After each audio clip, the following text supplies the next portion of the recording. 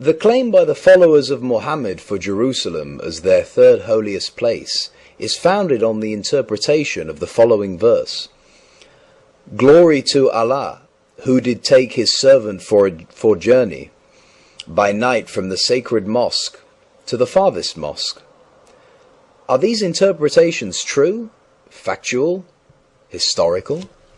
The story of the night journey is copied, like most of the important stories of the Quran, from the traditions of the Jews regarding the ascent of Moses to the seven heavens and visiting paradise and hell. Muhammad in his Quran changed several items to suit the Arabian mind. Isra is the name of Surah 17, which is also called Bani Israel, the children of Israel. It is the alleged nocturnal journey from Mecca to the furthest mosque mentioned in chapter 17, verse 1. Glory to Allah, who did take his servant for journey, Asra, by night from the sacred mosque, Al-Masjid al-Haram, to the furthest mosque, Al-Masjid al-Aqsa. Even the obvious should be pointed out to the listener, that the name of Jerusalem is not even once mentioned anywhere in the Quran. Jerusalem, on the other hand, is mentioned 667 times in the Bible. This alleged event is described in Bukhari Hadith 1.345, and it says, Gabriel took Muhammad by hand to the first heaven, where there is no mention of Jerusalem. Bukhari Hadith 5227 and 4.429. Gabriel and Buraq go to the first heaven. Again, there is no mention of Jerusalem. Bukhari Hadith 9.608. Gabriel took Muhammad by hand to the first heaven. Yet once more, there is no mention of Jerusalem. The explanation of this ayah or verse is found first and foremost in the only biography of Muhammad written by Muhammad ibn Ishaq in his book Sirat Rasulullah. He informs us with great honesty, on the authority of Muhammad's premier wife, Aisha, that his body never left her side and that he was only transported spiritually. This is corroborated by the Qarawiyun library manuscript in Fez, Morocco, where it repeats that Aisha, the Prophet's wife and most intimate companion of his later years, declared emphatically that he was transported in his spirit, biruhihi, while his body did not leave its place.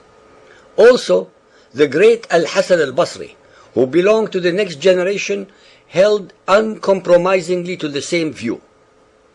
In another version, in section 267, page 184, it is Hind, Hani, daughter of Abu Talib, Muhammad's cousin and sister of Ali, that relates concerning the night journey.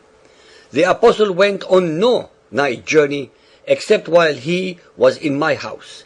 He slept that night in my house. He prayed the final night prayer, and he slept, and we slept there. A few traditions assert that this may have been a physical ascent, as affirmed by Bukhari Hadith 5.228, narrated by Ibn Abbas, which says, the sights which Allah's apostle was shown on the night journey, when he was taken to Bayt al-Maqdis, Jerusalem, were actual sights, not dreams. Whose version should one trust? That of the wife who slept with him, or of his companions who were not present? Neither the Quran, which did not allow for a single miracle to be performed, nor Muhammad ever declared that it was a miracle. The most damning and damaging evidence against this concocted story is the historical and incontrovertible fact that there was no masjid, mosque, or temple of Solomon in Jerusalem at the time of Muhammad, since this temple had already been destroyed by the Romans at least 580 years earlier. Hence the verse could not possibly and realistically have meant Jerusalem.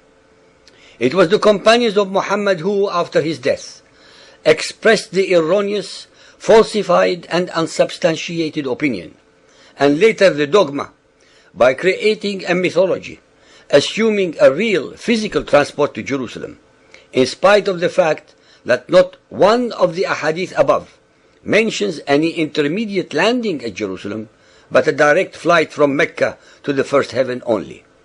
On the other hand, it makes more sense to assume that this was a spiritual transport to the temple of Allah in heaven.